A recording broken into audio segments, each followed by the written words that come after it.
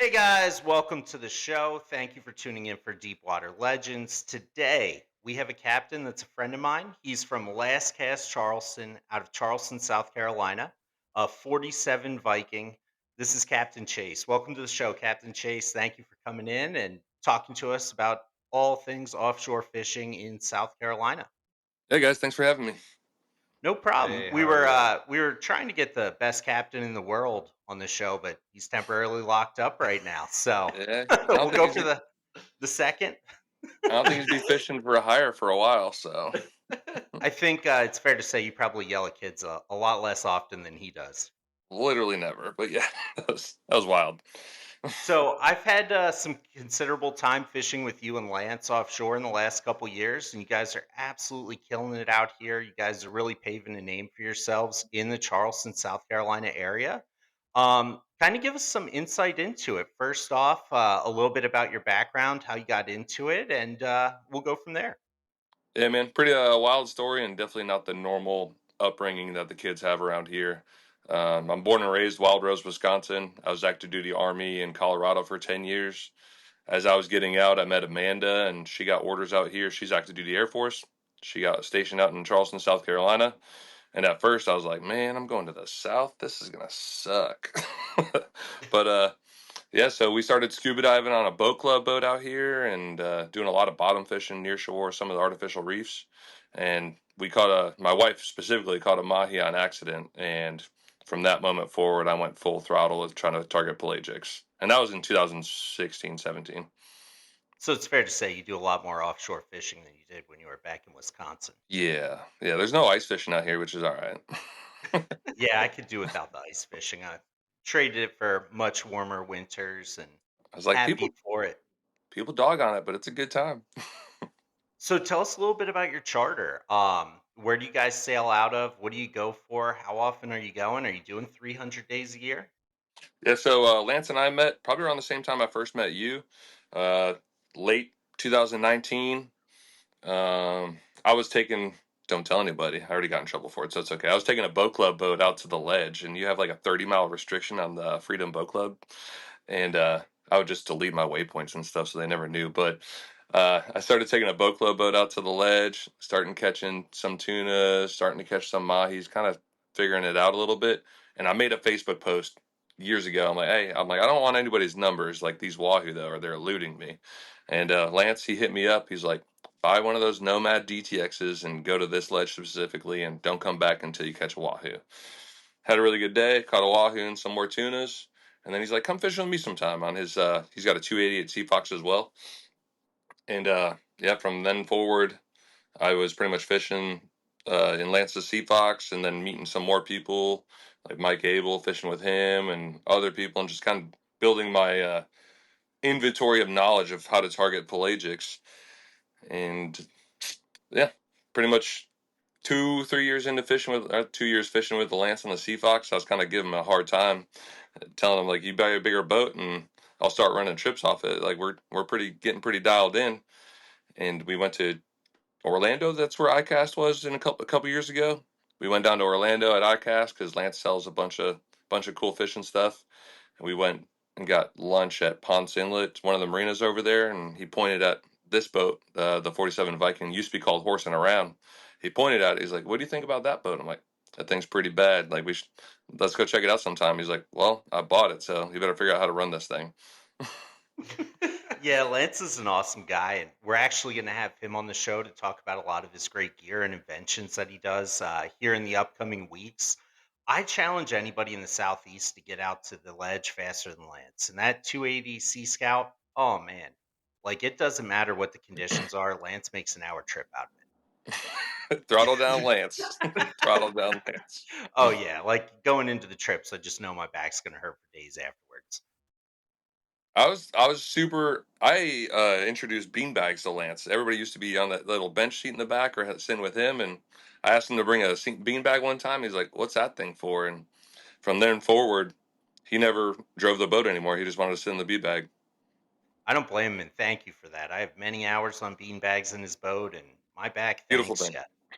So, a little bit about your charter. Where are you guys sailing out of? How do people get a hold of you? And ultimately, what are you guys specialists in? I see your posts all the time. You guys are definitely one of the primary charters down here and just slaying it every day. And we're happy to have you on and talk about it. We see you out there every single time we go, and even days we're not going, we see you sending it and just killing it. Like yesterday, you guys did great.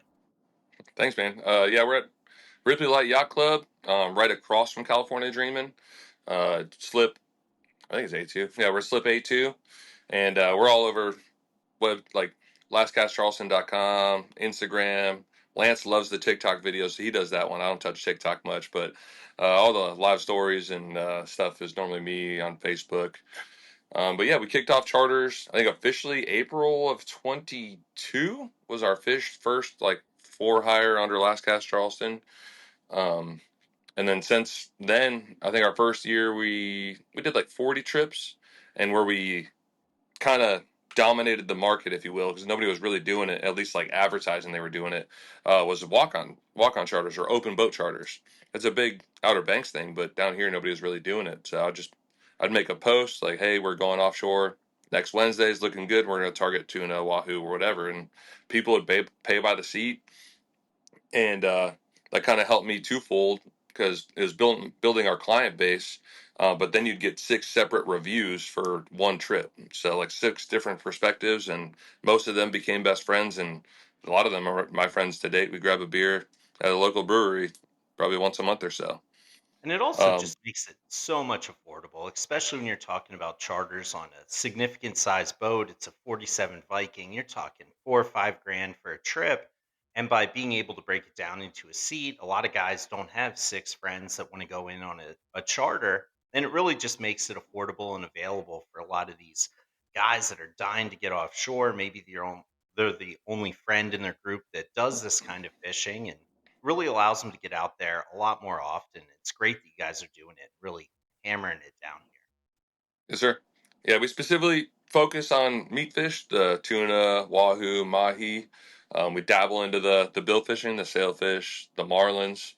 90% of the time we get hired, you know how it is around here. That everybody thinks the prime season is 1 May to June, pretty much the mahi season, and then it kind of tanks out. But Charleston has a year-round fishery out here, and some of my yes, April and May is my favorite, but October, November, the tuna and the wahoo are firing off. Oh yeah, and as long as you have a big enough boat to get out there in these conditions, you're perfectly fine. Like we hammer the wahoo from October until December. Then the last half of the winter, the bite's super hot coming into now, and now the mahi are showing up and ready to go out in full force. I know Troy was out with Alex yesterday, and they Yeah, seen tons of small schoolies, ones. a bunch of schoolies under the weed lines, man, just It's awesome. blowing up. Yeah, Then we seen you guys caught a pretty nice one yesterday as well. So the season's Yeah, upon us. People got to get ready, get those boats gassed up, fired up, and ready to rock and roll. it's about to be full throttle for last cast. So diving right into it, I know we don't really get a lot of like the really big tunas here. However, blackfin tuna are here all the time for the most part until the water gets too warm. You guys are masters of blackfin tuna. What are you doing to get them? What are you looking for? How are you locating them? And what kind of lures, most specifically, are you guys really targeting them with? You hear a lot of different things where people are like, "Oh, I run my spread super close to the boat," and then the old thing is like, "Hey, I run my lures far back as possible. They're really boat shy." And then you have guys that are like, "I just run lines and just catch them." So, do you guys find any value in that? What's your tips for success for these regular guys that aren't out there as often as you?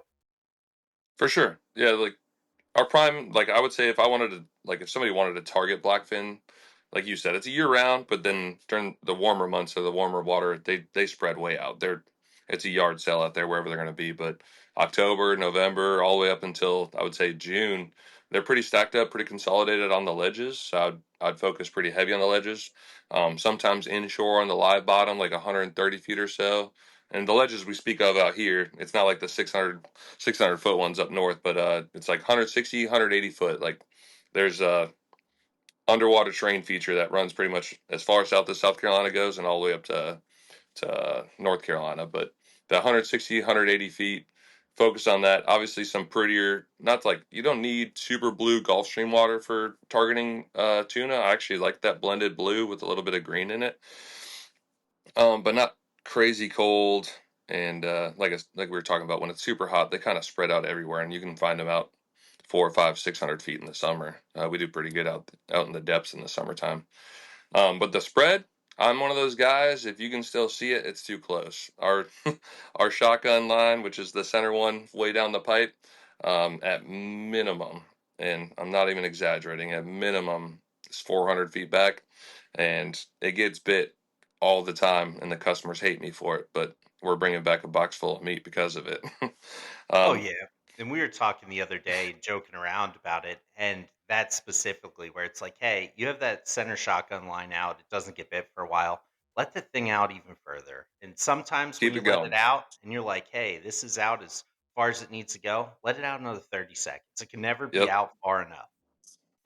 Yep. Put it in freeze pool and forget about it for a while, and then it'll be almost far enough back. So one of the funny things is you guys happen to use an old school lure that a lot of people forgot about, and you're single-handedly bringing it back. You're reaching out to companies. You're like, "Hey, come out with these with different colors." Tell the people a little bit about what your favorite lure is. All right, this thing's top secret. Nobody's ever heard about it before. But a black cedar plug will slay anything in the ocean.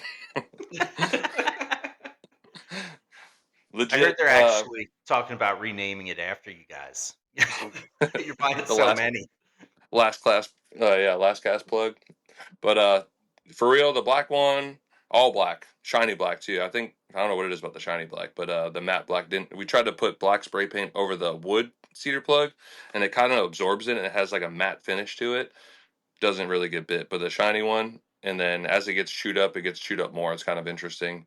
The black and like forest green combo, like blackhead and a really dark forest green, has done really well for us, and you can't go wrong with the naked ballyhoo ever either too. So it was last Sunday we were on the Edisto Banks and did a pass, picked up a tuna. I'm like, all right, cool, and of course it was on the shotgun rod.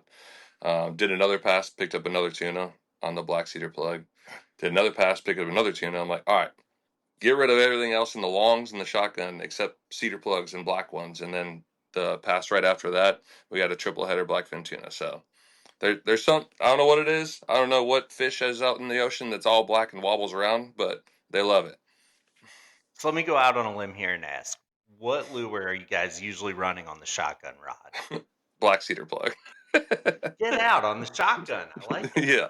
And what Yep. size leader are you guys usually using on these cedar plugs? Are you noticing Blackfin being leader shy or anything like that? And then also, when you size down leader, you run into the problem. Wahoo comes into the spread, then it's like, oh, you might get more Uh, bites on Blackfin, but you're going to lose every single one of those bigger fish. Yeah. So the true like the Sea Striker wooden cedar plug has actually done really well for us with Wahoo without doing anything like to bite proof it, if you will. But I do like 80-pound fluoro. I have no scientific data from fluoro or mono, so like don't ask me about that. It's just more of a personal preference. And if you have confidence in your spread, you're going to catch fish. That's honestly my thing. If you have confidence of what's going on back there, you're not second guessing everything you're doing that day. So just fire back what you feel good with. But I do like 80-pound fluoro on the cedar plugs. We have those, those metal ones. What's that, red eye or something? Those, uh, Hmm. yeah, whatever. I think it's red eye. We tried some of those, and we started getting bit off a lot. And my hypothesis with it is like, since they're so smooth bore, they can slide really easy. So like, yeah, Wahoo will grab it, and that first initial run, you're good. But once he changes directions, that that cedar plug or that it slides up the line, then snip city and say see you later. Oh, yeah. On our shotguns all the time. Troy, what do we like to run on the shotguns? The red-headed slut, man. That's Behind a nice. bird. Yeah, Oh, yeah. yeah. That's what slays them, man, out there. So we And usually use a Magic Tail Outfitters Who Magic. Shout out to Dante at Magic Tail Outfitters. Troy's got one right here. not in This our is color though. not our color. All of those are rigged up and on the boat. We carry like 30 of those every time. They come in tons of different sizes, and we run it about 5, 6 feet behind a bird, or we'll run it behind a daisy chain. And it just nonstop just gets the action. It's a little bit bigger of a profile lure. It can foul up a lot if you have a lot of grass, so be prepared to reel that sucker in all the time and check it, make sure it's swimming good. But that lands the majority of our fish as well. Um, For sure. we don't really run a lot of cedar plugs. Occasionally we do, and recently we had a company send us some cedar plugs that have like a metal cup head on them from Isbit Lures, and those have proven to been really successful and work really well. They swim really well, but overall we don't have as many cedar plugs as you do in the spread on a regular basis. But it seems Yeah. to be working for you guys like crazy. Yeah, man. If it ain't broke, don't fix it. I So did you guys are running them off the riggers and everything. Yeah, but normally it's just the one down the pipe on the shotgun, until you start seeing consistencies, and that's every fishing day. If you notice you keep getting hit in naked ballyhoo and your whole spread's just been swimming all day, then start putting more naked ballyhoo out there. It's kind of like that same thought process. That's what I was saying. We got that third one. I'm like, can't do no harm, like firing back two more or one more at least and seeing what's going on, and then you get a triple header and you kind of got them dialed in for at least that little bite period or that day, what they're chewing on. It changes all the time. Like we have a pretty ever revolving spread, but for sure, if I'm at the ledge or less than 500 feet, there's going to be a cedar plug in the shotgun. Absolutely. Another lure that we've had tremendous luck with down here that we've adapted from up north tuna fishing is side trackers. Both Sterling side trackers and Chatter lure side trackers work phenomenal, especially if you're on a smaller boat. One of the things people don't really know about them down here or don't really run them that often, but I'd say probably 50% of our fish are on side trackers and the other 50% are on the shotgun. We might as well not even run the rest of the spread for the most part. Like we'll occasionally have fish come up and take stuff. And of course, the DTX or the bomber always gets nailed from Wahoo and sometimes really big blackfin. But for the most part, side trackers, shotgun rod is by far the most productive lures are running out there on a regular basis. It was probably on your behalf, but I don't know if you noticed that West Marine's carrying those chatter lure side trackers, and I don't know if it was on you. I know you hustle down here for them. Yeah, so Dante and Chatter Lures teamed up and they really push out a lot of stuff and people are really starting to find them and catch on. We don't currently work with Chatter Lures, but hopefully soon Chatter Lures reach out to me. We love your stuff. And Sterling Tackle, same thing. We had a video go like 75,000 views this week on Sterling Wide Tracker. So send us a message. We're cheap. Which, We use your stuff. We believe in it. Yeah. But oh yeah, that stuff just really delivers and really everywhere you go. Like I fished everywhere from Florida, the Carolinas, up north. I fish up in Massachusetts, and everywhere you go, side trackers just deliver. It's they just, produce. hey, what size baits are we getting on these? Down here, we have a lot of luck with like the smaller machine heads. Up Mhm. north, like where you have a lot of the bigger tunas, then it's like, hey, let's go with these squids that have the floats inside of them. Let's get a bigger profile bait because we have a lot bigger fish that are out here to get them. But we by far just slay on those things down here. You can't even keep them in the water. Like sometimes they're a pain in the butt, they flip, or you're in rough seas, but you just have to adjust what direction you're trolling sometimes in the conditions and slow it down or speed it up. And once you find that sweet spot, it's hard to keep them off. Let her eat. Oh yeah. Now, one of the other fish that you guys just seem to hammer down here are wahoo, and tell us a little bit about that and what you guys are doing for that. I know you guys catch more wahoo down here than anyone else I see post online, Oh, including yesterday. I don't know, Bobby Daymaker. He got me. He's the legend. But um, yeah, Wahoo. We obviously a lot of people high speed troll, and there's the Wahoo series going on right now. The Viking, if we high speed troll, that's a 400-gallon day, and that's just not very cost effective. Yeah. However, it is a very effective way to target Wahoo. However, or with that, running a charter, they just want to catch fish and primarily meat fish. So obviously you don't want to catch the cudas and the bonitas and the amberjacks and stuff. But 90% of the time they want to tug on something. And the way to do that is slow trolling. And Lance and I have caught the same number of wahoo slow trolling in a day as we have high speed trolling in a day. And I think it's just more of those bite windows and locations than it is like they want a big ass palmetto lure or something, screaming past their face and chasing it down at like 18 knots, you know? Um, for our wahoos, back to the ledges, same same beat, same zone as the tunas. If I'm catching a bunch of little bonitas and a bunch of little blackfins, I'm okay with beating that to the ground, even though I'm specifically trying to target a wahoo because that's all wahoo food. That's what they're chomping on. And the Nomad DTX, we're a huge proponent of that one. One of my mates is from the Northeast, and like you just said, the Bahamas, they all get bit, the Bahama. But we pulled that and played with that one for a little while too. I don't think we snagged a wahoo on that one yet. But no shit. That black cedar plug on the shotgun, I have probably 20, 30 videos of a wahoo coming over the rail with a cedar plug hanging out of his damn mouth. And yeah, it's just pretty funny, pretty unique. And I think the main part of that is just staying tight, not going too slow, not letting the wahoo charge the boat, and just staying on your anglers and coaching them the whole time about not dropping your rod before you're reeling. And yeah, sorry. I'm gonna make sure to get my cedar plug order in before this video goes live because I imagine the price is gonna go through the roof, especially with the price of wood going up. I'm gonna have Yeah, to make sure that we get Yeah. some. Uh, with yeah, with your DTXs, what colors are you running with the cool. Yeah, for DTXs? sure. Um, Black with that purplish pink stripe. That one's been really hot for a lot of years. And then if it slows down, or if we go a half a day without a bite, and then I really like that. It's kind of got like a lighter purple pink belly. And just yesterday we snagged that wahoo on kind of the clear looking one. It's a really unique, like a light blue back, reddish line down the belly or down the side, like the lateral line, and then a clear belly to it. And I just always thought it looked like a pretty bait.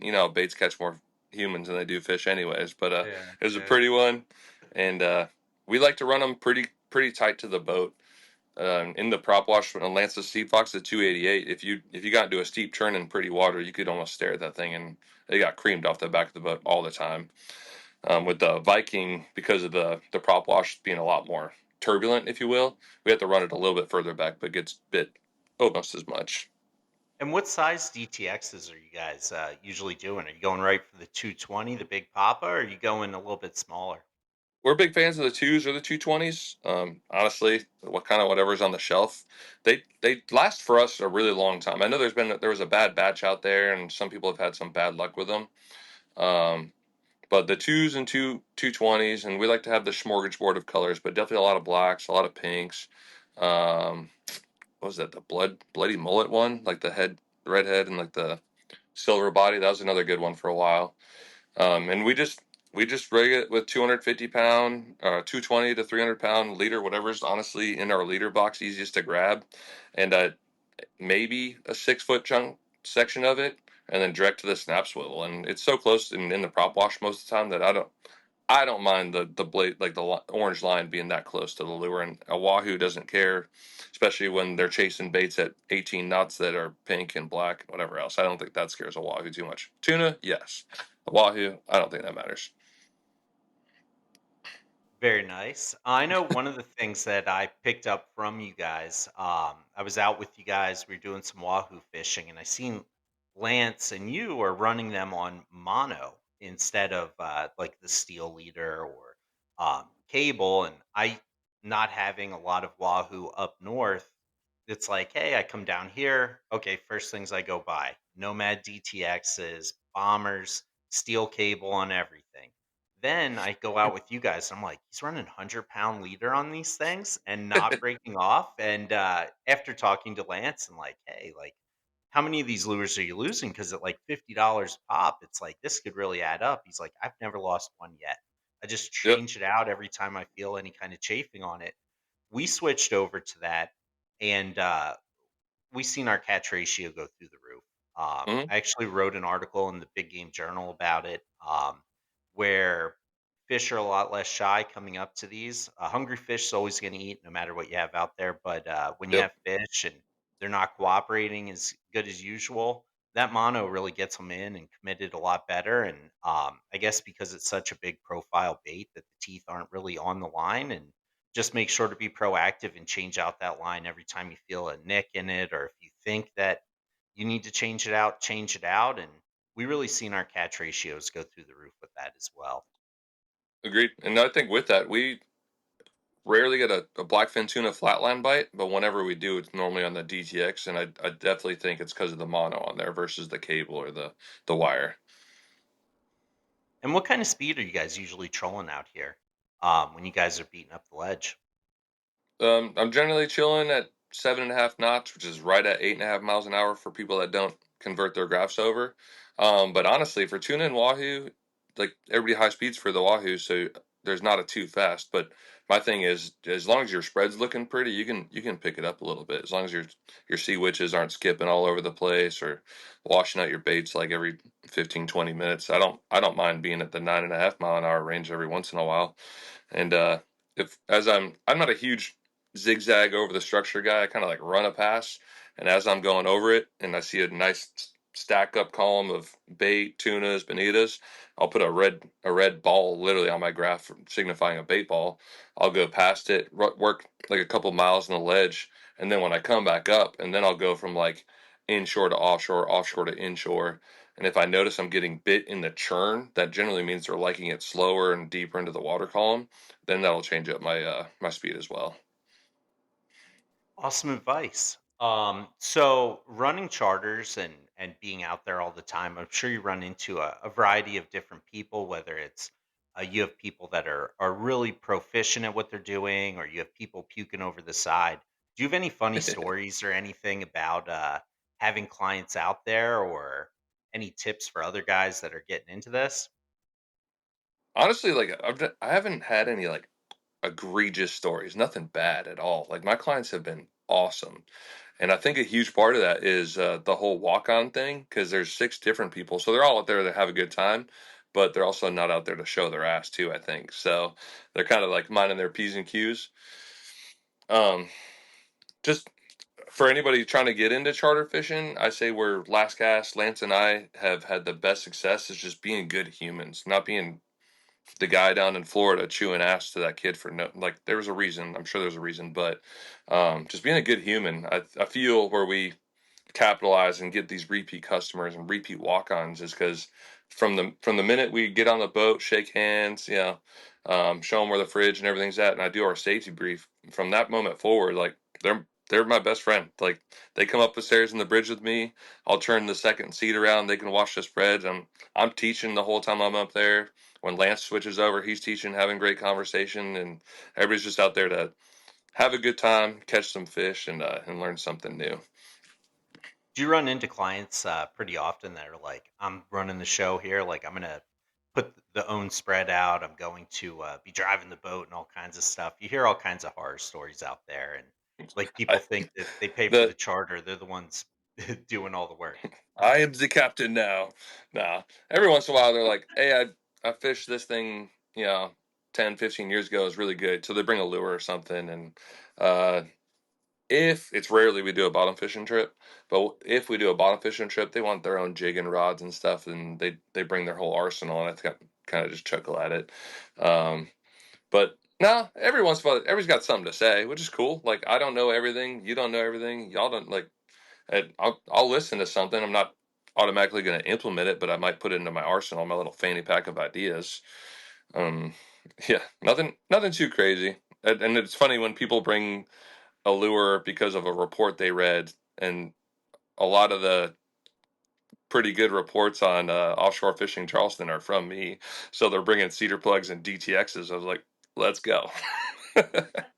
So what's like the average spread of clients? Are you usually getting people that are coming down, they're bringing gear, or usually getting the case where you see five guys walking down the dock with 5 cases of beer and you're just like, oh, this is Oh yeah. one of those days. Um, Hearing beers I was crack at 5 a.m. and you're like, oh my man. dudes. Can't drink all day if you don't start in the morning. Yeah. Exactly. Um, yeah, the coolers. That's the thing. Like, don't bring a big ass cooler to a boat. Doesn't matter if it's a Viking or a 288 Sea Fox. Like, we have a full size fridge. We have a chest freezer in the cockpit. Did they bring coolers? Honestly, I make them suffer with it. They come in the salon and they can trip over it because my mate's got stuff to do back there. It's they don't want to be tripping over somebody's Yetis and all this other crap. But yeah, like I don't know. I only had one group that we barely left the rocks, and they're already popping Jim Beam and like taking gulps, and I'm just like, bro. But they were a really really good crew, and they slammed a lot of beer that day. Good for them. And I tell them all have a good time, have fun. The minute you start getting stupid, I'm just gonna ratchet strap you to the fighting chair, and we're gonna come home. We're gonna call it. And everybody checks their own. They police up their own people. But we get back. It was a pretty good day. We get back, and this one dude, he was lit. And we have a tiki tour pontoon boat right next to us, and they were out doing a tour. And he steps off the gunnel onto the dock, and his buddy's like, "That's the old tuna two-step right there," because he goes straight into the drink. I'm like, well, no longer my insurance possibility. Yeah, That's that was a hilarious. good day. Good crowd, but I can't believe they were slamming Jim Beam like that. So what kind of fuel Good burn for are you them. guys getting on your Viking out there? We see you out there, you guys are cruising really good. It's a perfect boat for out here in any condition. Like a lot of times we're shooting out of the inlet at the same time. We got our rain gear Yep. on. You're up there partying. I see the lights going, the music's blasting. It's like, oh man, like we can't hear the winds going. What kind of fuel burn are you getting in comparison? Yeah, so the Viking is a 1998 47 Viking. We got twin 800 Mayans, and at cruise, which is 25 knots, we're getting right about 60 gallons an hour. So our average day offshore is anywhere from 320 and 350 if Lance is coming home because he opens her up a little bit. But also depending on how far we go. But 60 gallons an hour, super smooth, super enjoyable. I don't even think you've been on the Viking yet for a fishing day, but it is really nice on the semi questionable days to be in a 47-foot boat that weighs 50,000 pounds because I put the RPMs at 17 or 1850 and set the autopilot and watch out for turtles because I don't have to worry about the swells really, unless it's really not like crazy out there. But then you get hindsight, you get the flat days, and here comes you and Alex zooming on past us. Yeah, it's a But give or I have an take. AC. It is. Well, we have AC in the salon and stereos everywhere, and everybody gets to sleep on the way out and the way back versus get beat up.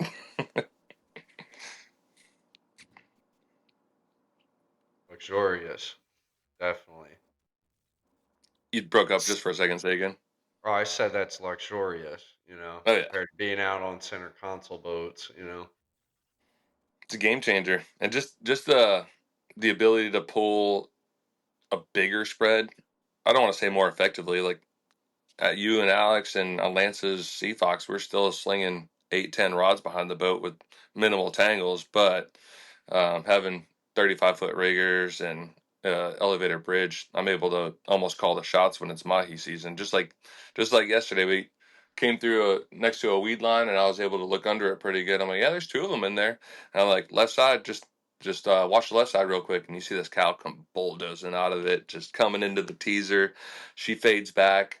I thought she was going to hit the left short, but the planer was right below her, and she hit it, doink, and fish on it. Everybody's like, "Damn, Cap, you call that?" Yeah, when it's It's fun so seeing clear them. out there, you can see them a mile away. It's Yeah, perfect. Same with when you love have it. billfish come into the spread, and that's one of the Mm, reasons that center console boats just aren't as effective at catching marlin and sailfish and stuff offshore. Not that it can't be done, but there's just so many more advantages of having that extra vision line, being up top, having inboard diesel motors, less prop wash, stuff like that to really entice the bite and know exactly where they are, especially when you have to feed baits back and stuff like that. You're not just waiting for it to come off the clip. yeah, for sure. That prop wash thing, I think, is huge because we're able to get our dredges into cleaner water. Our long lines are in the pretty, pretty blue water, and our flats might be in the whitewash just a little bit, but after the flats, my dredges, my teasers, shorts, and longs are all in like pretty clean water. But I mean, even with the center console, you can not mitigate it, but work with it type deal. And just that's where I would do more S turns and more churning type deal just to keep like, all right, my right flat in clean water for a little while, then my left flat or my teasers and things like that. So we know that that you used to not be in charter fishing, and now you are, and you seem much happier than you used to be when you were a police officer. What kind of advice do you have to guys that are like, "Hey, I dream of getting offshore. I dream of eventually running these charters," and like how to make it happen? Is it something you suggest to people? It's obviously not easy. It's hard work. You got to be out there all the time. It's not all just like the pictures of the fish at the dock. It's the days when they're not biting. It's the days when the conditions are bad and you feel like puking. It's waking up at 3 a.m. to prep baits and fuel boats and working on your day off and staying out till 10 p.m. After a trip to clean the boat.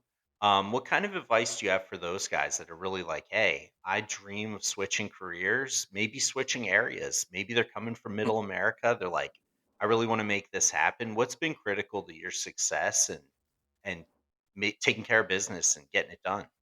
But I would say the key is not the key.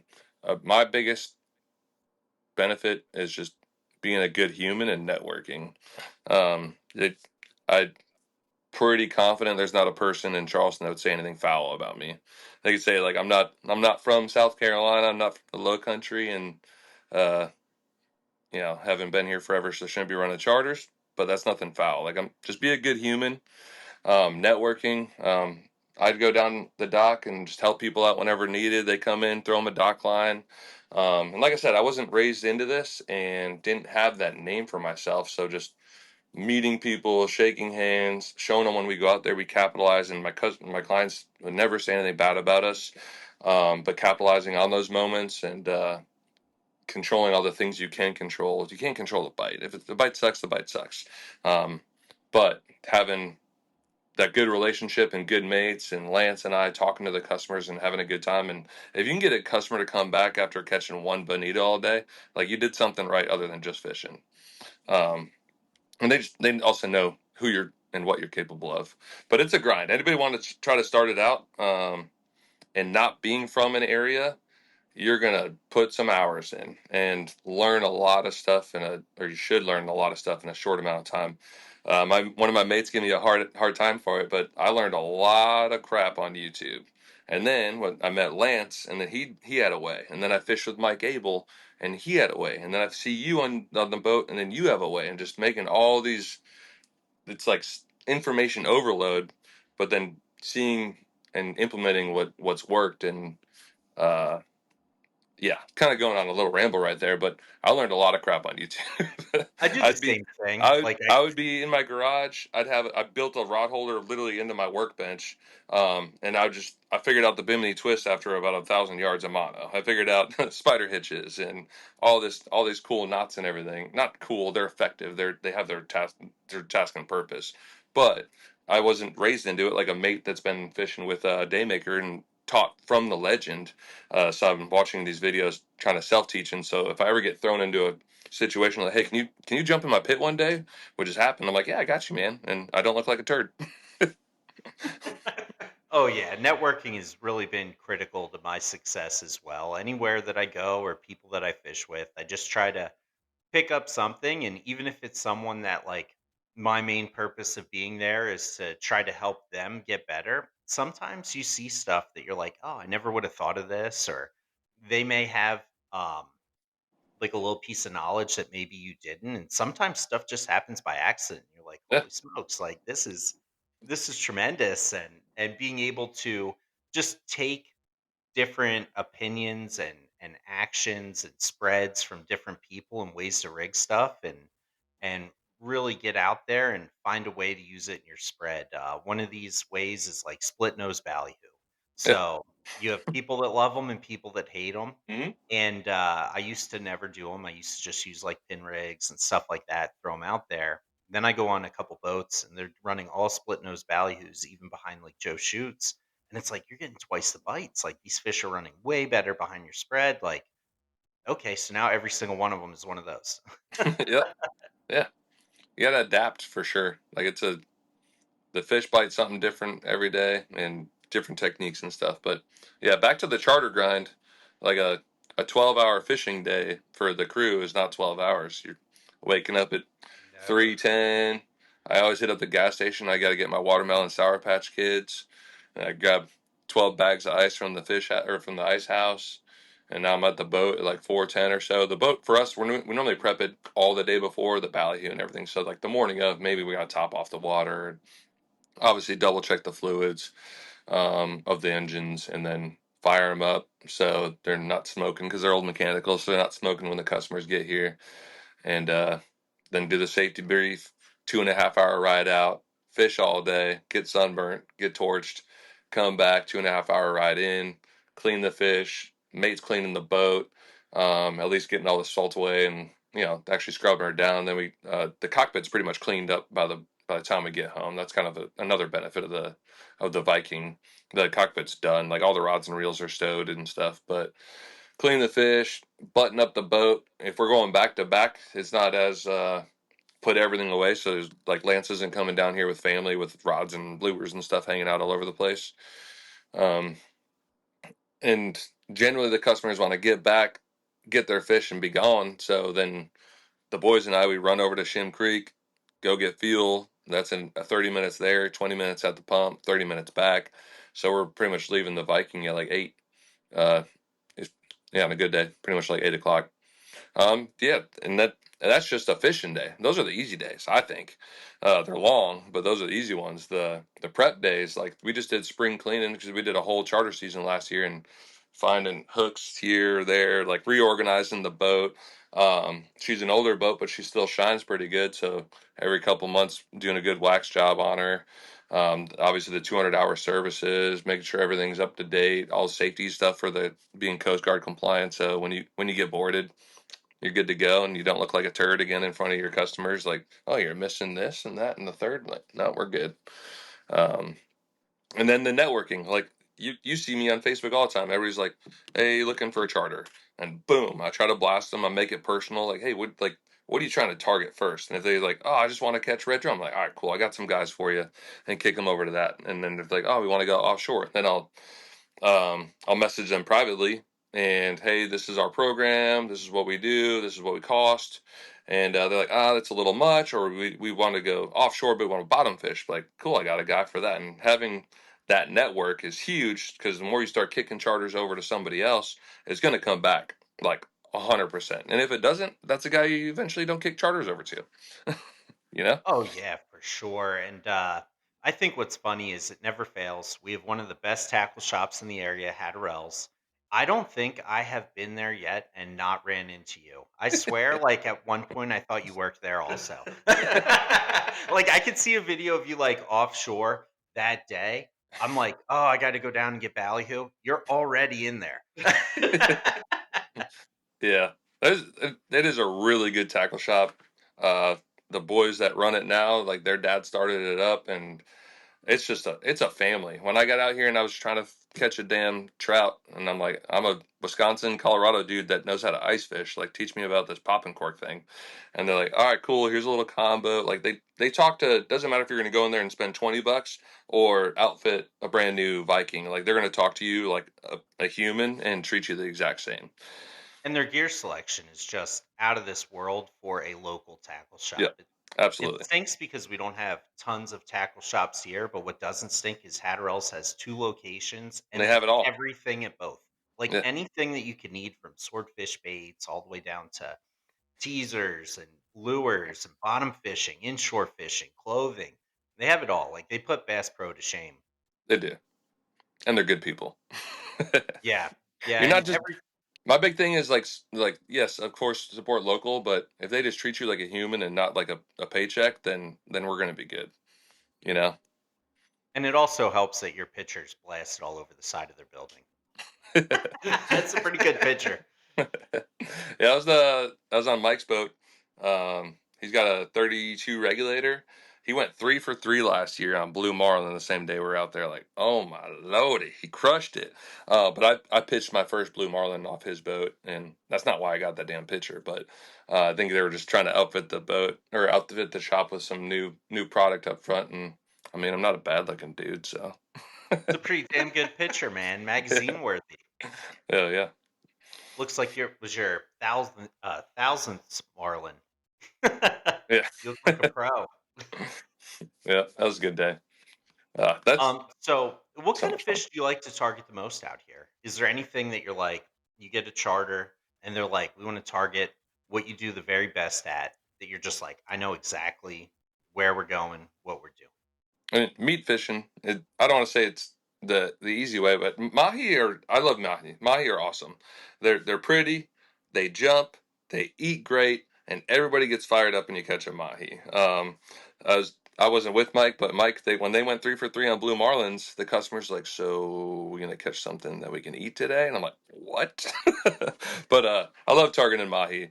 Um, but whenever I get a customer that's like, Bill Fisher bust day, I'm like, all right, so it's blue marlin and sailfish. We're gonna go out there. We're gonna pull the dredges, and I'm learning. The boys are learning. Circle hook fishing's a totally different finesse game, and it's really fun. It's really enjoyable, but it's also extremely frustrating. And the more the boys do it, the more reps we get. So, right, I literally told my boys like April 15th when the mahi should ish be here.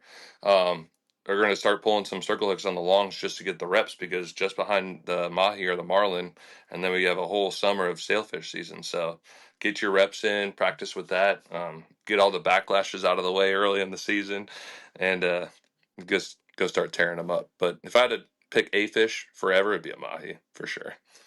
Yeah, that's one of the things that we have the luxury of. We do primarily just fun fishing. We're out there filming stuff like that. So we're really just out there to get the fish. What stinks with that sometimes is like you come back with nothing. You're pulling big baits. You're going far. You're going to like, hey, we got to go where these big fish are, but there's not the numbers of fish. So like with charters, you don't really take those kind of risks that often because you have to deliver for the clients and Hmm. stuff. But, I know for us specifically, it's hard sometimes. You're like, "Hey, this is 2 trips in, we haven't gotten a swordfish," but then it's like trip 3, Here bam! it comes. You break one off at the boat, and then you cry for a couple weeks. Until the next trip. Yeah. Yeah. So what do you guys do on, like, the exceptionally hard days? You're out there, we've all had them, where Mhm. you can't even pay for a bite. You're just up there. It's hot, no wind. You're just like, oh my gosh. What are you guys changing up to try to change the odds in your favor? And have you found anything specifically helpful during those times?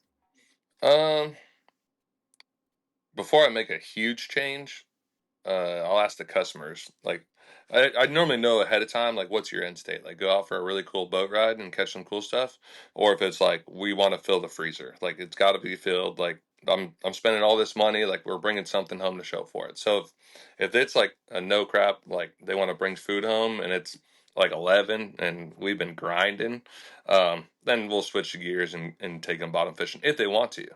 But there's also those customers like troll or die, and I'm about that life. I can troll until the lights turn off, and I would even leave the spinning reels here if I could.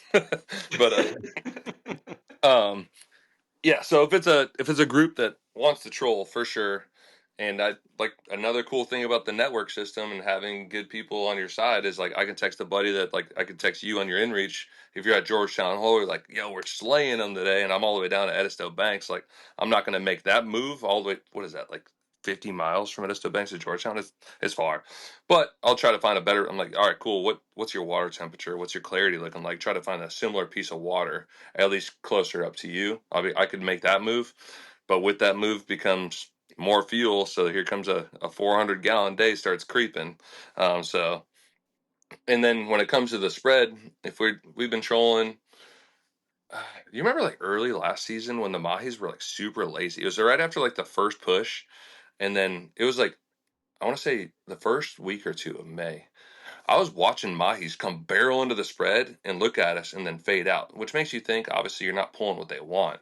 And if I start seeing stuff like that, then I'll tone it down like a small naked ballyhoo or like a smaller chugger or like a smaller profile. If you throw one of those like micro cedar plugs out there and you don't get bit, like there ain't nothing around you. Like you got to make a move. But yeah, just start switching up the spread, um, toning it down, and then honestly, that if you're in Ghost Town, USA, and haven't haven't caught nothing, then yeah, you kind of got to make a move. You can't ever go wrong with fishing the ledges, even when the mahi season last year was very weird. I always fish a ledge on the way out.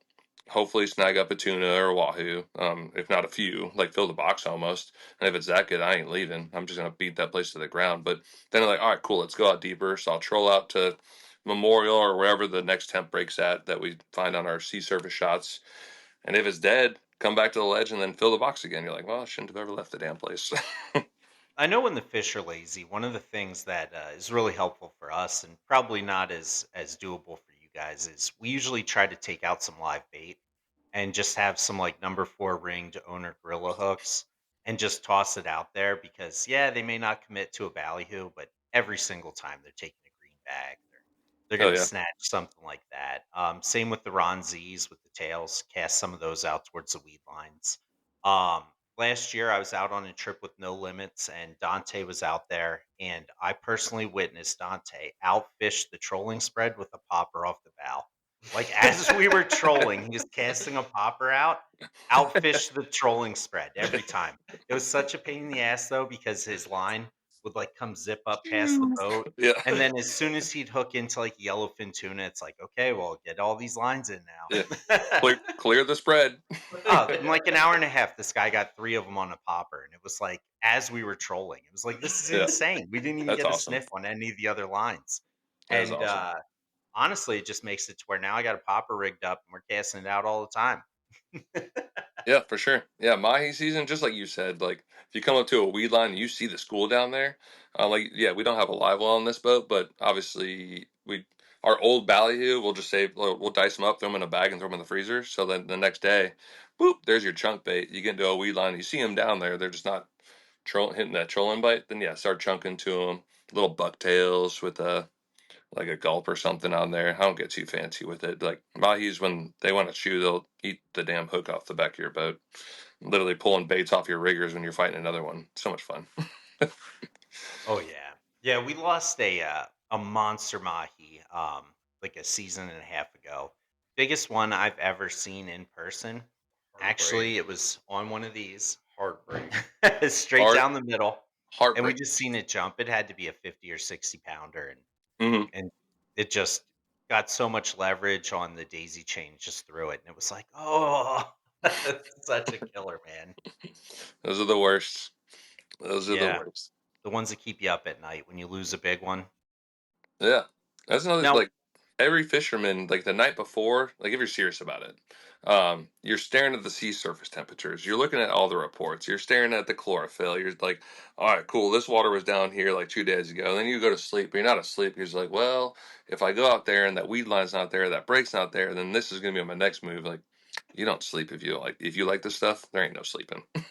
oh yeah, and with us not being a charter, so fuel burn's not really something that we take into that much consideration because we're not out there to make money on it. There's so many times when we're like Georgetown Hole, and then we're like, "Oh, it's updated. Looks like Charleston Lump. Okay, guys, we got an hour and a half run. Pull the lines in." And just going out there. But I think like probably the most disheartening kind is in the morning. You see where the brakes are, but then the wind and conditions, like I can't get north or I can't get south. It just stinks because you have to just kind of think outside the box and how we can manage to get somewhere that's like the second best option because you're Yeah, just going for to take sure. a pounding running 100 miles straight into it. Hmm. Yep. Yeah, I mean, we kind of get blessed with the Viking on that one. If there's water there, we can go get it. But I, Yeah. yeah, I remember the center console days. You're taking the spray to the side the whole time. You're like, nah, we're going to the hole. Or if it's coming from the northeast, which we rarely go, but nah, we're gonna work south. But yeah, I would head out to whatever angle was the most comfortable, and then try to troll down into that water, because then you're just taking it to the face. But yeah, we that's a luxury of 50,000 pounds. Oh yeah, like some days I'm out there. I wish I had 2 sets of Grundens on. You're like, Yep. Grundens made gloves? And then the next day everyone's got the gloves. Oh yeah, for Like sure. if I was any wetter, I might as well swim. Yeah. That's it. Like you were saying earlier about the winter fishing, like when the wind does die down, it's still cold as hell out there. So when you get wet, That's a long day in the winter, especially that ride home. Oh yeah, now we have Troy on the boat. He ran a season up in Homer, Alaska last year, doing charter fishing for halibut and salmon, and the whole time he's like, "This isn't cold. Alaska in the summer's cold." And Yep. then 5 minutes later, he's like, "Oh, this is cold and wet." It's this kind of sucks actually. Yeah, yeah. So what's been like your favorite catch down here? Have you caught anything that's been like significantly larger than anything else? Have you had anything super notable? I know you said you caught a couple blue marlin. You Mhm. guys are constantly getting sailfish and stuff. What's been like your favorite fish that you've caught since you've been down here? They got three. One's personal and two's family. So the picture at Hadrill's, my first pitched blue marlin, that was just, oh my god, it's a dream come true. And it was so textbook that it almost made marlin fishing look easy. uh, and like I was fishing with Mike, um, and he has the dredge booms with the Gemlux dredge booms, and he does full billfish spread on his 32, two double dredges, two chains, two flats, and two longs. That's all he fishes, and that's mostly how 90% of the bill fishing guys have a spread. Maybe a plug out there or something. But the dredge boom like had a weird like to it, like it just wobbled. And Mike's like, "Well, that was weird," and just like hits the LPs, it starts coming up, and all of a sudden the teaser goes, I'm like, "Oh shit!" Like, and then this blue, is just beating the snot out of the teaser, and he's like hand lining. He's got the pancake reels. He's like reeling, reeling. He's like, "Somebody throw the pitch!" And I'm like, I've never done this before, but I watched enough videos. I'm like, "Oh, pitch is already in the water." I'm like, "It's already out there," and then it's skipping, skipping. He fades off the teaser, smokes the pitch bait, and he's like, "Feed him!" I'm like, "It's about to come out his ass. I've been feeding him so long." Slowly come tight. I'm not trying to like mess it up for Mike or me. Slowly come tight, and this dude just goes ballistic. And the luxury of a center console, he just yeets the squid chain on the T top, and I get to the bow, so we're not backing down to it, but just idling forward. And oh my god, it was such a cool fight. And got the leader to the rod tip, and we actually got to the blue marlin boat side, which, as you know, sometimes that's when they kind of go ballistic and go crazy and they pop them off. But Mike leadered them up, and we got that epic shot. And man, I had a, I can't really say it. I was really excited, but yeah, and that was my first blue that I personally caught. My second favorite fish is my mom's. I got her first sailfish. This was 2 Novembers ago, and I knew it was a little late in the season, but it was my family was already in town. I set up a walk-on day. Who was it? Drake. He's a he's done numerous walk-ons with me. Drake was with James Strange that takes the awesome photos. Like he was with. Um, His just such a photos are good day. incredible. Yeah, Jameson, one of my older mates now. He's got a big boy job. He's welding now, and mom, dad, and my sister. And we were fishing, and we were kind of dodging thunderstorms all day. I'm like, today's not going to actually happen. Got into a really good tuna bite actually, but I wanted to get out to at least the memorial a little bit, some prettier water. But there's just a thunderstorm just parked on top of it, and I'm like, well, we're going to beat this place to the ground and have a good time with it. And during the safety brief, I'm like, hey, y'all can have every fish, all of them, but if we hook a sail. Or when we hook a sail, it's got to be confident. It's got to manifest the energy. I'm like, when we hook a sail, if you grab that rod, I'm going to punch you in the no nose and I'm going to give it to my mom. Like, my mom's fighting that sailfish. And it was her turn already in the roster. And Mike was with, man, Mike's part of my stories a lot, but hit the flat line. And we're J hook fishing, so you generally don't have to feed him. But Mike is billfish 101 in his head, so he feeds everything, comes tight, and the sail jumps. I'm like, let's go, like freaking out, having a good time. I got to back down with the Viking, which we don't. Meat fishing, you never back down, but got to back down. Got to the leader. It put on another nice little jump next to the boat, and we got him all the way boat side. And mom got her sweep shot as well. And that one's forever ingrained in my head because getting my mom her first billfish was sick. That's awesome. Uh, Yeah, a lot of times it's not really about the fish. It's like who you're with, what the the moment. environment is. I know one of my favorite times fishing ever was actually vertical jigging with you guys. We were out there that day and we had a bunch of different people on the boat on Lance's Sea Fox. And Oh my gosh, we put a hammer down on those fish, and we probably got sharked every other fish. Dude, we lost so many jigs that day. The most I've ever lost in a day. We probably So lost expensive. 20 or 30 jigs. So expensive. But it was such a fun time, and I swear every other fish was getting sharked, and, like, 5 minutes later, I look over, you're jumping off the side to go for a swim because it's super hot. It's like, you realize we just got sharked here, like, 20 times in the last hour and a half. They're full now, hopefully. They're full of metal, they can't even get up. Yeah. Yeah, man. I love it offshore. That's like legit my happy place. And as a veteran, it's kind of like one of my my not my escapes, but like you need to be. I just need to be doing something. And fishing, you're always doing something. And if you're just uh, I'm not even talking about charters. Just if you're out there fishing, just staring at your graph and not looking what's out there, yeah, you might trip on something. But you're actively scanning for weed lines, birds, fish blowing up, looking at your depth finder, watching your thermostat, making sure the boat's not going to blow up, all that, all this stuff. And I'll. It's legit my happy place. It could be the worst fishing day ever, and like I said, come back with a skipjack, or fill the box and have all the social media stuff you need for the rest of the year. It's always a great day. It's a grind, and I love Oh it. yeah, and thank you for your service. And as a veteran myself, I also agree that it's very important for these vets to get into fishing and stuff that they like. And fishing, especially, is a good way for them to kind of overcome obstacles that they had. Overlook, like, hey, maybe you're going through a hard time. A good day offshore, or even inshore, or just out there with your buddies is a good way to relieve stress. And it's been proven through industries like the TFO, the Fallen Outdoors. They're Mhm. excellent on getting people out there fishing. One of my friends, Greg Carlson, down in Florida, shout out to you, Greg, does a great job on setting veterans up on cost free trips with different charter captains out there. I know they have TFO organizations in every state and region, and they really do a great job on setting up these trips and really supporting the people that sign the blank check. And regardless of what they did in the service is important.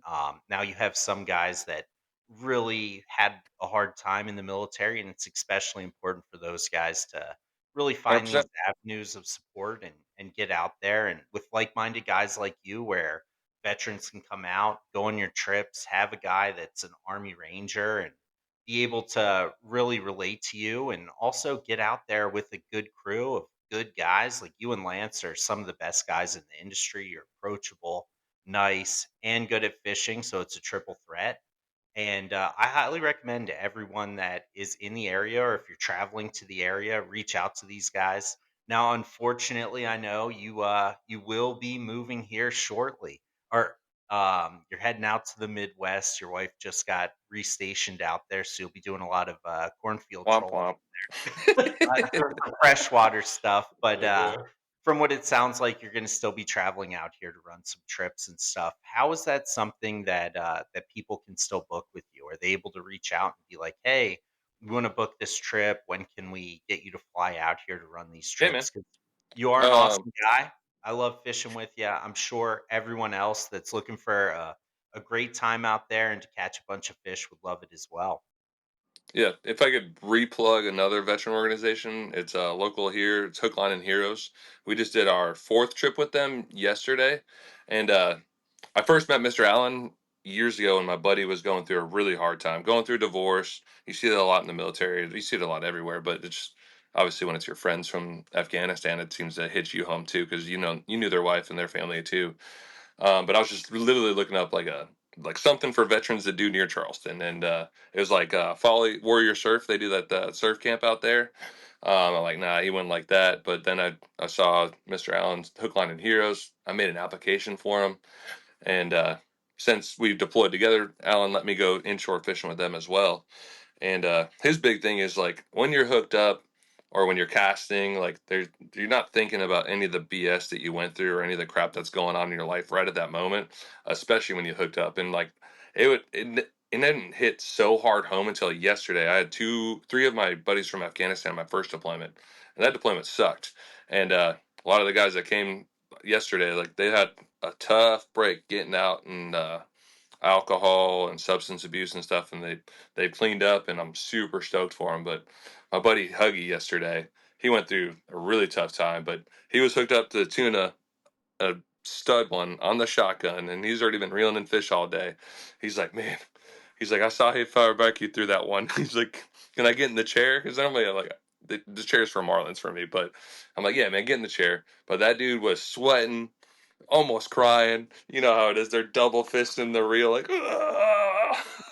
but like the thing I thought about was Alan saying the only thing you're thinking about is just you and that fish. That's it.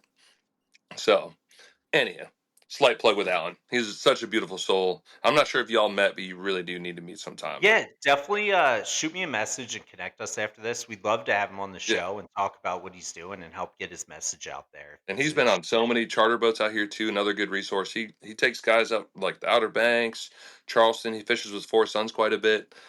Since we kicked off the this program, I really told Alan like what you did for my buddy Lee. Like I want to be able to contribute some of that as well. So we've done some charters on here, inshore, offshore. I think they had a group at Lake Murray yesterday catching stripers or rockfish. You weirdos. Um, and then I always love it. People are holding up these striped bass from Lake Murray. It's like a 10-pounder. They're like, it's the biggest one ever. And then yeah. now that I live down here, I show them a picture of like a 50-pounder we caught in the ocean up north. They're like, where did you get that? Trolling the Bahamas. But yeah, catching up with us. Our May's actually getting really booked, and my wife will probably kill me if I get even more booked, but it's gonna happen. I love it too much. Because we, like you said, we're packing up, leaving for Oklahoma for about 3 years, and I do plan on coming back quarterly because there's a couple private boats that I'm on, and they want to keep fishing with me. So I'm gonna try to make an announcement. The walk on page and the last cast page is gonna stay alive. So I'm gonna try to make an announcement like, hey, I'm gonna be in Charleston July, whatever to whatever, and do a couple trips with the private boats, and also try to get another one on this because the sitting boat's a dead boat too, and Lance knows that. He won't yell at me too much on those hours. Hey, Um, Lance, I'll run some trips. We'll get booked. yeah, but I mean, cool thing for Lance is he's in November. He's going to take the Viking down to the Caribbean for however long he wants to, because Lance gets to do Lance things, Yeah, and that's incredible. And I can't believe how many fish flags he's selling. If you guys he is need catch crushing the fish flags, flags. if you guys need catch flags for showing your catch coming back in, Lance does custom catch flags with your boat name on them, and they're incredible. The quality of them is outstanding comparing to like the standard catch flags that a lot of places have that feel like real plasticky and stuff.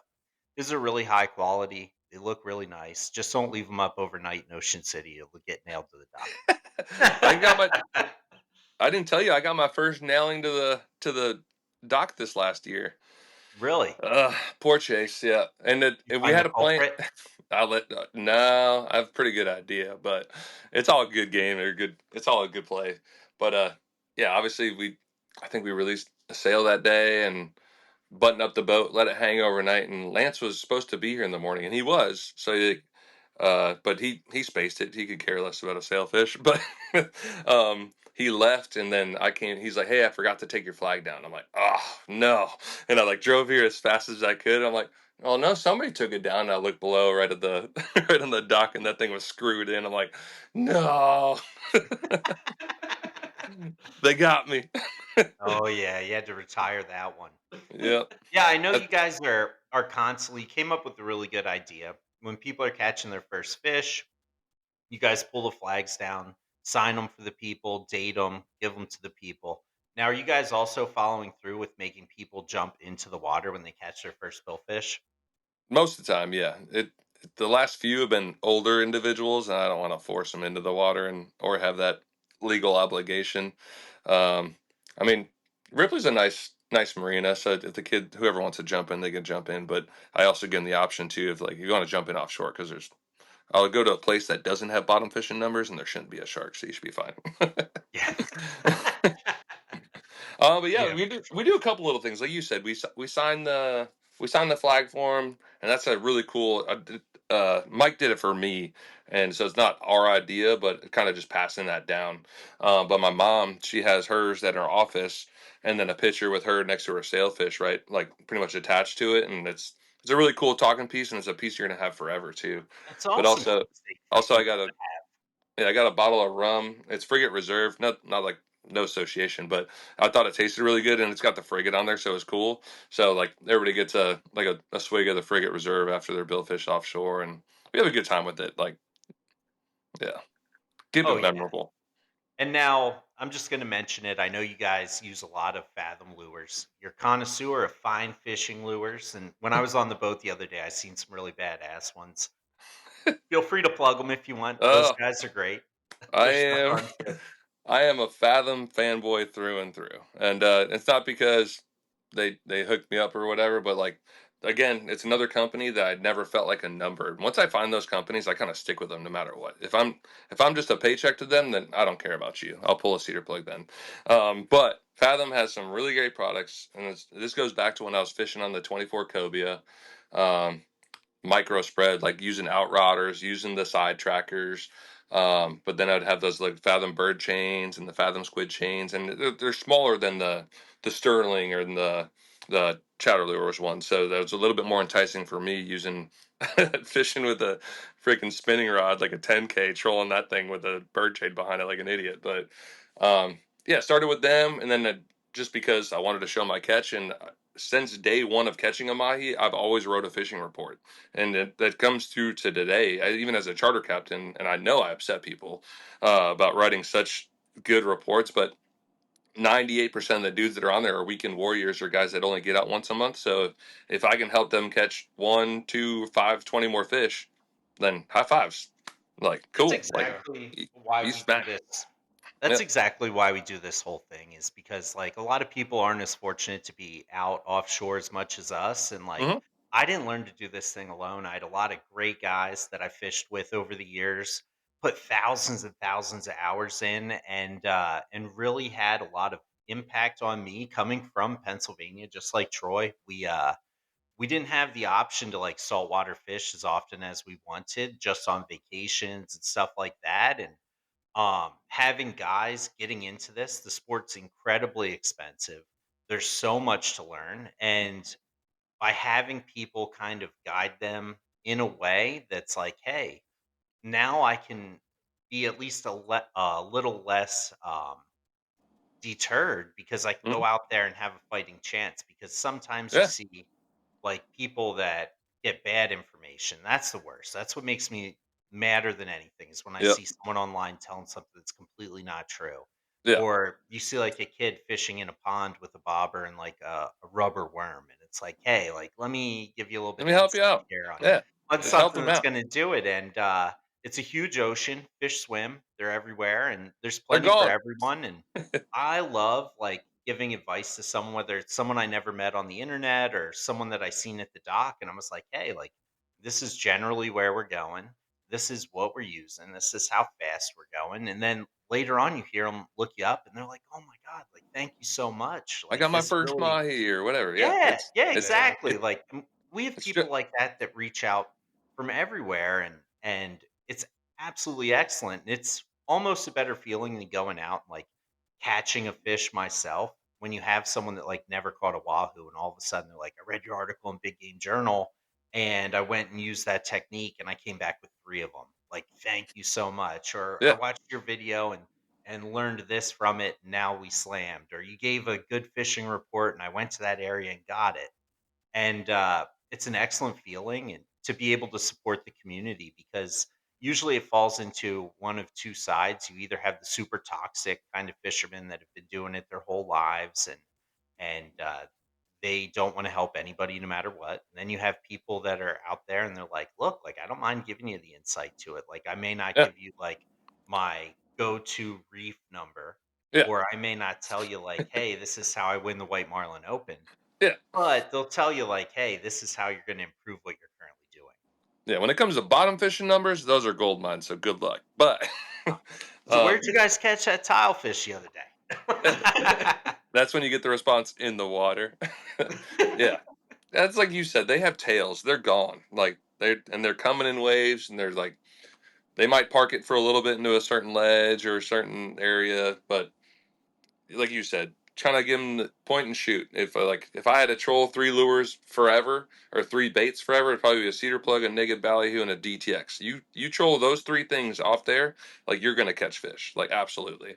Plus, the networking helps. Like, if I tell a guy how we made out yesterday, and then he's going tomorrow, and I'm not going tomorrow because I'm going to be at work, and then he messages me and is like, "Hey, I either did really good here, or I didn't catch anything here." Then I know to adjust Yeah, my scope of where I'm going the next couple days. I'm still going to be doing my research. I'm going to be doing SST charts, looking at yeah, everything, conditions, quality, plankton, currents, the whole works. But I'm also going to take that into scope as long as like I know that they were legitimately like fishing. Like if they were for out sure. there trying to troll with a bunch of like pen Yeah. spin reels, like 6,000 series, it's like okay, maybe this isn't as feasible as like information. But if it's someone that you know, like they went out there and gave it a valiant chance and they didn't see anything, it's like, okay, I'm going to take this into consideration for the next hmm trip.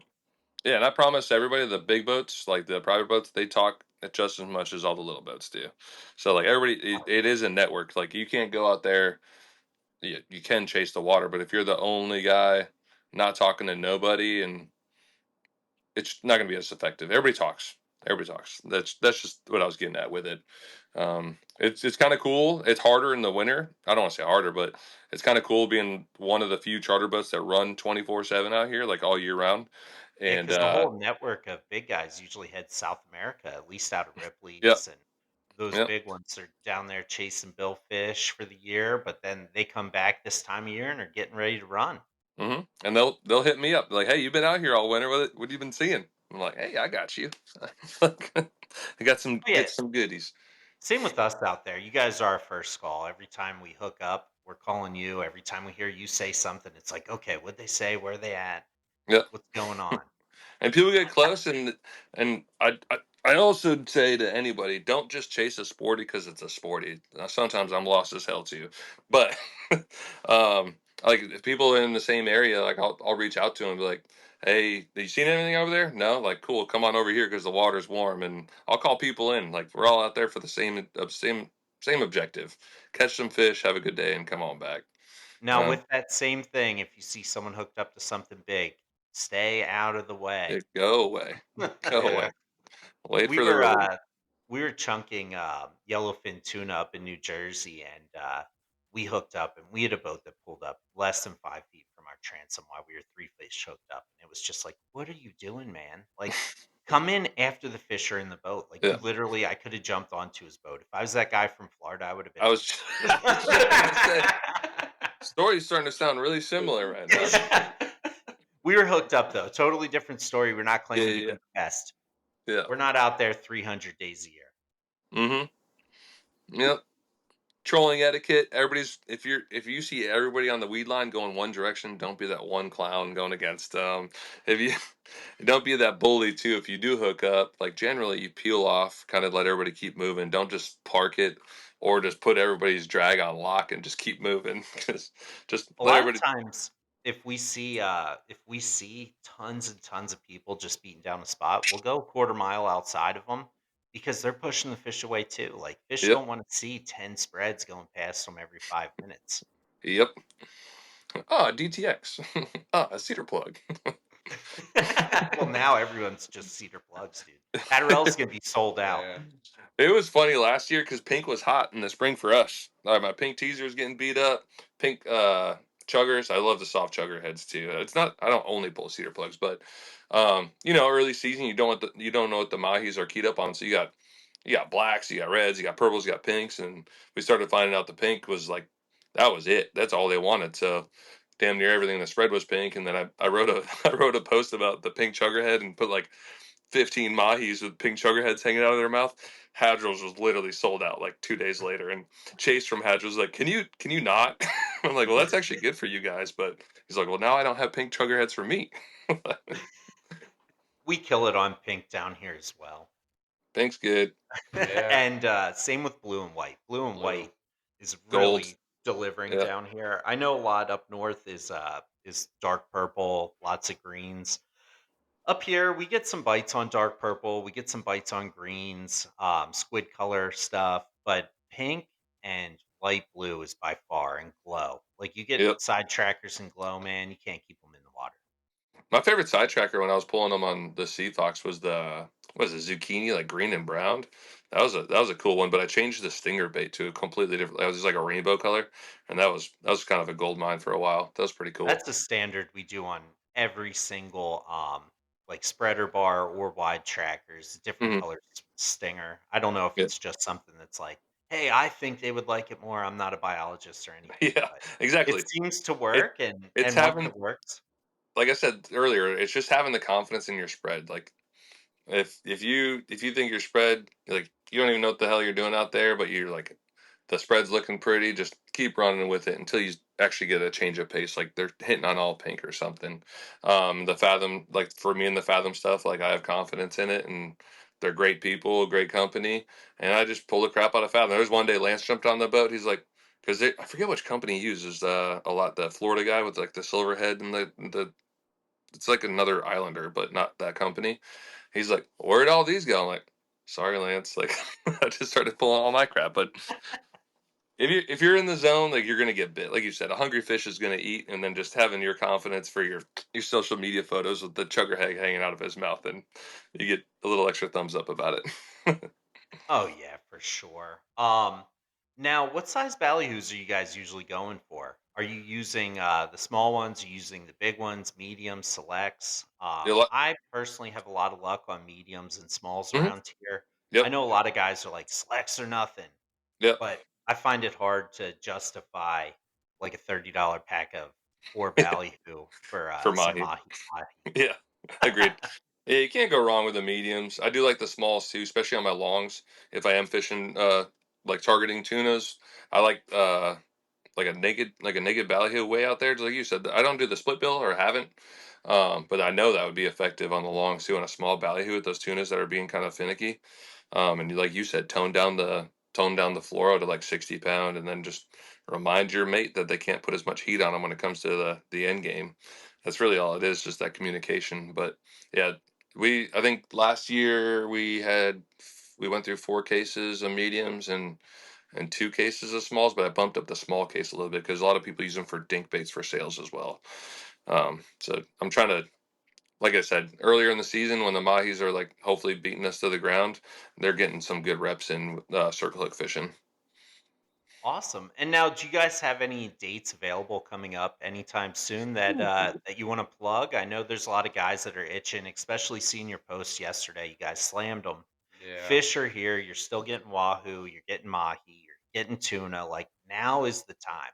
If Yeah. you are in the southeast, you need to contact Chase if you don't already have a boat to get out there with these guys because the fish are here. Like, and as the days go, the more mahi mahi are coming. I know I've been on your boat plenty of times where we could have sunk the boat in mahi. Like there were times when like we were riding back with mahi on the deck because the fish boxes were full. I'm sure now with the Viking, you guys have much larger boxes and kill bags and stuff like that. But now is the time if you want to go out and have these double digit days, like these next 5, 6 weeks are your time to go. Gonna Like if you fire don't live in the off. area and you're looking to do it, fly down here and do it. If you Yep. are in the area and you want to do it, come on out here. When Yep. are the dates that you guys have available? I know you're probably booked pretty solid for a lot of the season because it's no secret the fish are in here so thick. You don't have to run crazy far, 50, 60 miles. You guys are in them. You guys have AC, couches, TV, music, of course. You guys are huge proponents of loud music, whether people like it or not. and what he's got a funny story about that. I'm not sure if he wants to get into it, but Uh, these guys love music. I was on their boat before, and as soon as they fired up the boat, they forgot the radio was on full blast. It's scaring everybody out of their skin. Um, but what dates do you have offhand that you guys have room, whether for full charter or just walk on days? And how do people get a hold of you the fastest and the best to make sure they lock these down? Because you guys are going to be filled with fish here Gonna soon, be and crazy. everybody Yeah. dreams of it. Yeah. So I may have one maybe 2 walk-on charters during May. One, because 90% of the dates that I have booked are repeats because they love fishing with us. And like I said, I got I don't know the exact dates, and I'm on my phone right now with y'all, but I know I have We'll some post them up. Sundays. I have some Sundays, Mondays, Tuesdays available. I think every Friday, Saturday's gone. A bunch of Wednesdays are gone. It's from the 18th. I think that weekend I have two. Then that week of the 20th or so of April, I'm pretty open. But after the 25th, it's like I said, it's pretty full throttle. But follow the walk on page because when I do blast, I know that that's gonna fill out so fast. I already have some prior walk on guys that don't want to do a private trip. That they're like, when are we gonna do one? When are we doing? I'm like, I don't know, man. Like I'm pretty booked up, but just pay attention. It's called Walk On Charters, and then Last Cast inside of it, Last Cast Charleston. Follow that for sure. If you want a walk on seat, like it's literally going to be the last two of Last Cast probably history. So um, that'll be huge. But on the website, if you try to book now, it'll show all the dates that are blacked out. And follow us on Instagram, Facebook. Anything I make on the Walk On Charter page, I normally transfer over to our actual Facebook post as well, and I'll screenshot our the announcements and put them on our Instagram stories as well. I kind of blast it around, and if you can't get with me on a trip, I know like some awesome dudes, and I wouldn't recommend people to just nobodies and people that are just trying to fill their boat. People that I would go fishing with, I would have a beer with type guys that are also fishy guys as well. I'm definitely not the best in Charleston, but we have a really good time. And what kind of stuff should they bring? Obviously, no Yep. coolers. Yeah, What do they you can need bring to be your prepared? bring your coolers. Like I always suggest a sun shirt, some type of SPF shirt. I like the hooded ones. Some sunscreen. Please no spray sunscreen. One, it just stinks, and two, it can mess with the gel coat a bit. Um, just bring food and drink. We supply water.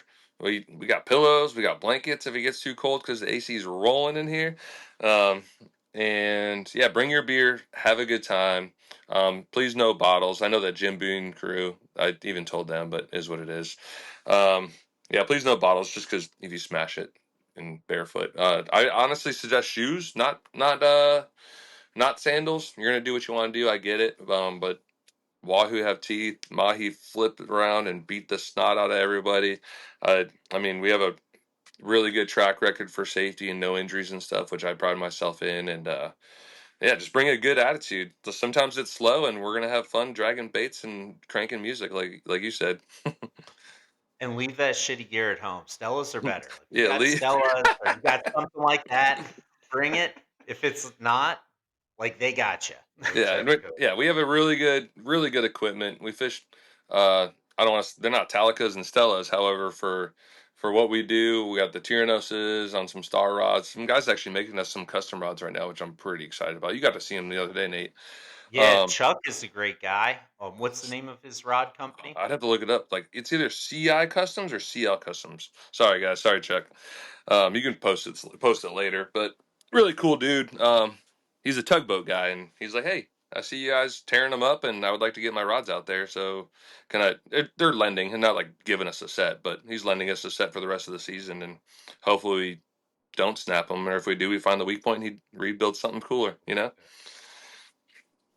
But Awesome. yeah, Yeah, well, we're excited to have you on, man. Thank you very much. I thank you look forward guys. to seeing you guys out there again before you're out of here for a while, and whenever we can reconnect when you're coming back for your charters that you're going to fly back in for. Certainly, let us know. It's always a pleasure hanging out and talking to you, and I'm sure I'll run into you at Hatterell's every time I go. Still, Yeah, hell even yeah. once after you move, you're going to be driving down here to go to Hatterell's. Absolutely. Yeah, we'll be And we'll be rigger to rigger offshore soon enough, my man. oh yeah. Well, thank you again. Last Cast Charleston guys, reach out to these guys. They are a phenomenal time. They slay the fish, and these next couple months are just going to be picture after picture of them with fish. If you don't book with them and you're fishing in the area, you're going to be sorry because they got a beautiful boat, the best guys in the industry, personal friends of mine, and an absolute phenomenal time. And they catch a ton of fish. Yeah, thanks for having me, guys. I appreciate No it. problem, Chase. Have a Yeah. great day, Thank you, man. Thank Chase. you for coming on. Yeah, I'll Bye. hold you later.